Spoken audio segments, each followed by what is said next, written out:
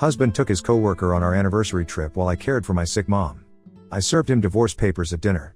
Now he's losing everything. I never thought I'd be in this situation, but here I am. My name's Ava, I'm 27, and I've been married to John, 28, for 3 years. We met back in college when I was studying education, and he was working toward his law degree. It was a pretty complicated romance, and after a few years of dating, he proposed. Everything seemed perfect. Our wedding was beautiful, and the early years of our marriage were everything I could have asked for. We were that couple, always laughing, supporting each other, and talking about the future. But over the last year or so, things started to shift. John became more and more obsessed with his job at this big law firm. I get it, he's driven, and I've always admired that about him. But lately, it felt like he was married to his work, not me. At first, I tried to be understanding.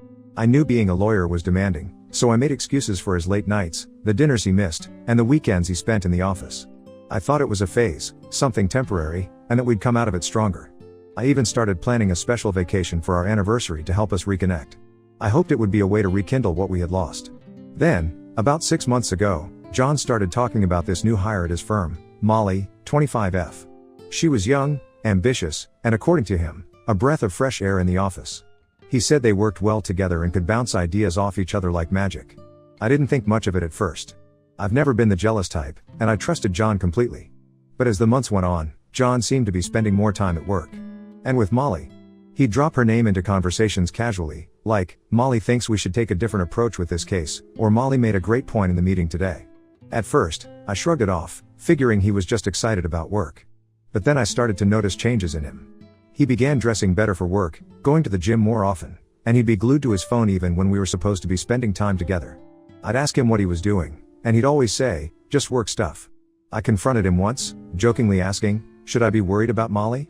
He laughed it off and said I was being ridiculous.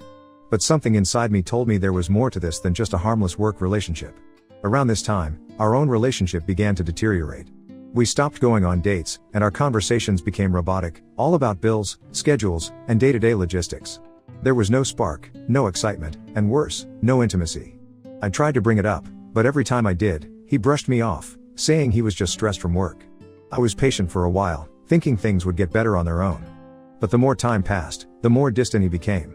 He started working even later, and when he was home, he was distracted, scrolling through emails or texting on his phone. I knew something was wrong, but I didn't know how to fix it. Every time I tried to talk to him, he'd tell me I was overreacting and that everything was fine. I wanted to believe him, but deep down, I knew something had changed. Then there was Molly. Molly with her bubbly personality, who apparently made John's work life easier. I started noticing that whenever John mentioned her, he had this look. I can't describe it, but it made my stomach turn. The final straw came when he missed our date night to attend some work event with her.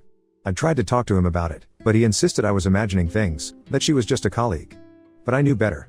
I finally confronted him directly, asking if something was going on between them. He looked at me like I had just accused him of murder. "Are you serious? Molly is just a friend. You're being paranoid." I wanted to believe him, I really did. But there were too many signs. So, I thought maybe a romantic getaway would bring us back together. Our anniversary was coming up, and I planned a beautiful vacation to the mountains, just the two of us.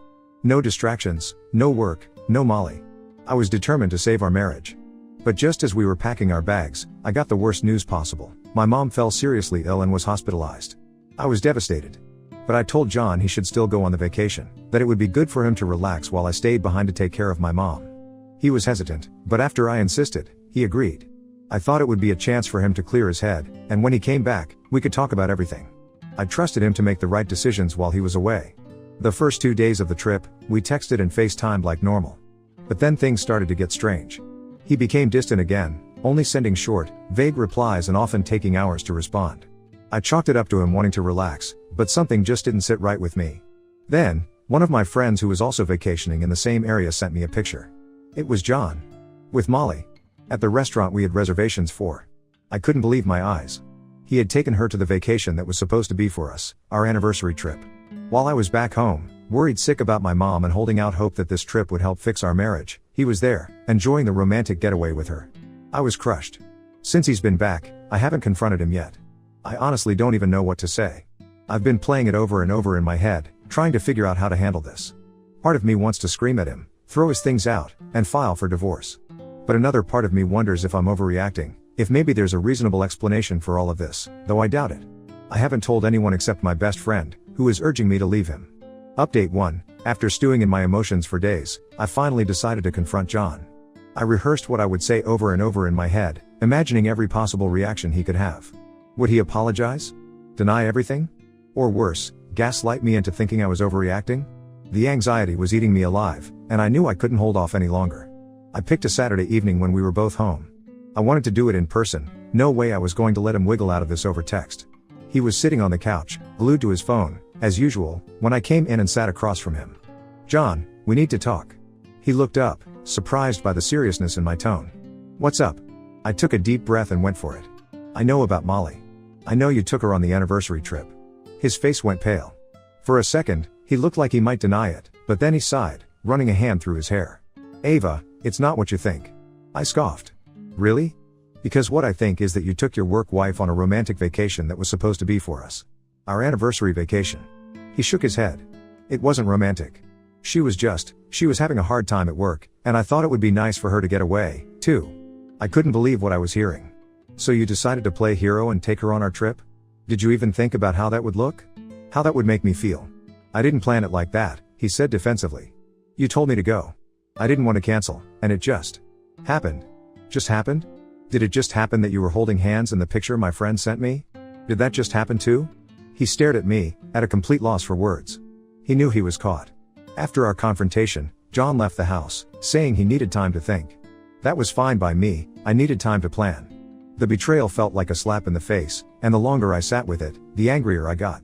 I wasn't just going to sit around and be disrespected like this. If he wanted Molly, he could have her, but I wasn't going to make this easy for him. I called my lawyer the next morning. I didn't tell John about it yet, but I knew I had to start preparing for the worst.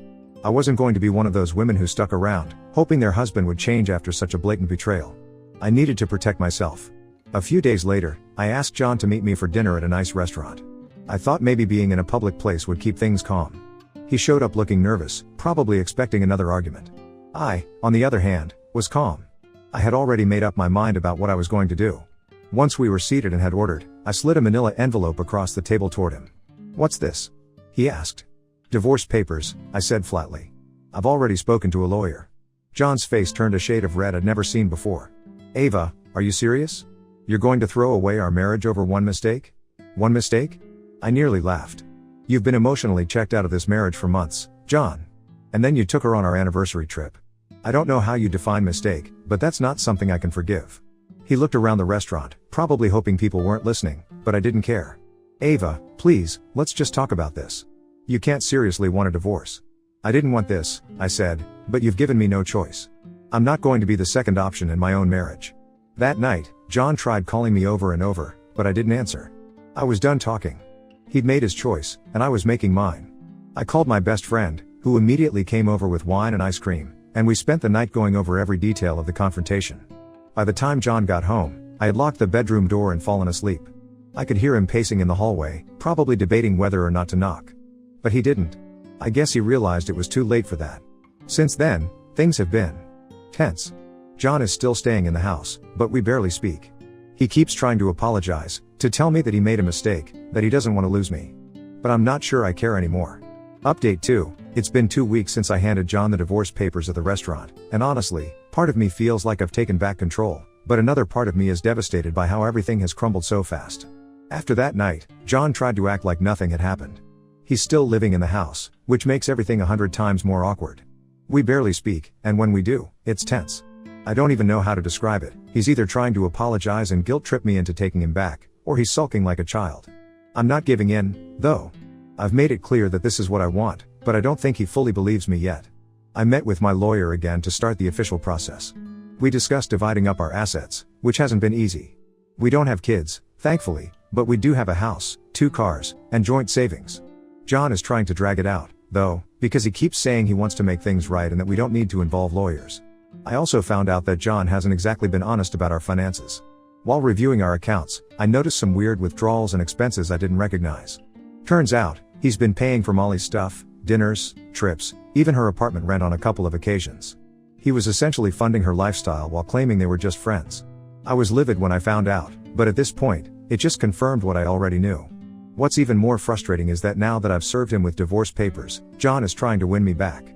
He's pulling out all the stops, flowers, love letters, promises to be a better husband. It would be almost laughable if it didn't hurt so much. A few days ago, he sat me down and told me he's cut off contact with Molly, that she meant nothing, and that he only realized how much he loves me after I handed him those papers. He actually cried, which is something I've never seen him do before. It was hard not to feel anything, but at the same time, I couldn't shake the betrayal. I don't think he truly gets how deeply he hurt me. It's not just about Molly, it's about the months of neglect, the lies, the fact that I've felt like a ghost in my own marriage for so long. I told him that I couldn't forgive him, and I still want the divorce. He looked devastated, but I had to stand my ground. He asked if we could go to counseling, but honestly, I don't see the point. I feel like we're way past the point of fixing anything. Of course, the fallout hasn't been limited to just John and me. Our families are now involved, and it's been a mess. My parents are furious with John. They never liked how distant he had become over the last year, but this whole situation has pushed them over the edge. My mom keeps calling me to make sure I'm okay, and she's already told John he's not welcome at family events anymore. I didn't expect her to go nuclear like that, but I appreciate the support. On the other hand, John's family. Well, they're another story. His mom called me last week, begging me to reconsider. She said that marriages go through rough patches and that we just need to work through it. She even had the nerve to suggest that I was overreacting. I couldn't believe it. I told her that if she wanted to take sides, she could go ahead and support her cheating son, but I wasn't going to be guilted into staying in a broken marriage. Then there's the whole Molly situation. Word has gotten around at John's law firm, and now people know about their little fling. Some of John's coworkers, who I've met at social events over the years, have reached out to express their shock and sympathy. It turns out Molly isn't exactly popular at the office. There are rumors that she's been inappropriately close to other male coworkers before, and now people are gossiping about her and John. I've heard that Molly has been avoiding the office ever since the news broke. Speaking of Molly, from what I've heard, things between her and John have cooled off significantly. He's been avoiding her ever since the divorce papers were served. I think he realizes now what a mess he's made, but I also think he's not fully ready to let go of her. There's been no grand breakup between them, but I can tell John's trying to figure out what to do. I've started looking for a new place to live. I need to get out of this house.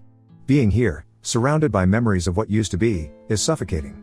Every corner of this house reminds me of a time when I thought John and I were happy. Now it feels like a monument to all the lies and broken promises. Meanwhile, John seems to be unraveling.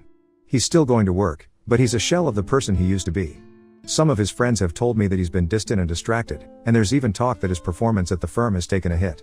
I don't take any pleasure in this, but I'm not surprised. You can't live a double life without it eventually catching up to you. It's clear that his relationship with Molly wasn't worth the price he's paying. I think he's starting to realize that, but it's too late for me. He's tried to talk to me a few more times, but I've been firm in my decision. I deserve better than this. Update 3, it's been 3 months since I served John with divorce papers, and honestly, things have only gotten more complicated. I thought I was making progress, moving on from the betrayal, but now everything feels like a giant mess. When I first served the divorce papers, I thought it would be a straightforward process. We didn't have kids, and the assets were fairly simple to divide. But, of course, John had to make everything more difficult. After trying to win me back failed, he's now contesting almost everything: our house, the cars, even our joint savings. His lawyer has been a nightmare. He hired one because divorce is not his cup of tea. They're fighting tooth and nail to minimize what I get in the divorce. The worst part is, John is trying to act like I'm the one being unreasonable. He's even hinted that if I drop the case, we could start over and work through this. He doesn't seem to realize that we're past the point of reconciliation. What really set me off was when he tried to claim that the house should be his because he's the primary breadwinner. Never mind the fact that I contributed just as much financially when I was working, or that I sacrificed my career for the sake of our marriage. His entitlement is unbelievable. My lawyer has been great, though. She's helped me gather evidence of John's infidelity, and we're using that in the divorce proceedings to fight for a fair division of assets. I've also found out that John has been funneling money into a secret account, which he claims is for work expenses. Needless to say, we're digging into that too. Mediation attempts have completely failed. John's still clinging to the hope that I'll back down, but I'm not going to let him bully me out of what's fair. Every time we have a meeting, it's like a war zone, and I can see the frustration on his face when he realizes I'm not budging. While John's dragging out the divorce, things at his law firm are being spread. Word of his affair with Molly has spread like wildfire, and it's causing a lot of tension. I heard from mutual friends that some of his colleagues are questioning his judgment, especially since Molly has a bit of a reputation for getting too close to the men she works with. John's bosses aren't happy about the drama either. Apparently, they've had clients ask if John's personal life is affecting his work, which isn't a good look for the firm. There are even rumors that John's position could be in jeopardy. If this gets any worse, he might face professional consequences he never saw coming. It's ironic, really, He gave up his marriage for Molly, and now he might lose his career too. As for Molly, she's jumped ship. I found out she transferred to another firm after the gossip about them became unbearable. I guess she didn't want to deal with the fallout either. I'm not sure what's going on between her and John now, but from what I hear, their relationship isn't the fairy tale he imagined. While John's world is crumbling, I've been trying to rebuild mine. I moved out of our house a month ago and found a small apartment in the city. It's been strange adjusting to life on my own, but in a way, it's been liberating. I don't feel like I'm walking on eggshells anymore, and the space has allowed me to focus on myself for the first time in a long time. But, it hasn't all been smooth sailing. Emotionally, I'm still a wreck some days. I thought I'd be farther along in the healing process, but there are times when the betrayal hits me out of nowhere, and I just break down. I've been trying to push through it, going to therapy, journaling, leaning on friends, but I won't lie, it's been harder than I expected. The thing that's really shaken me is John's family.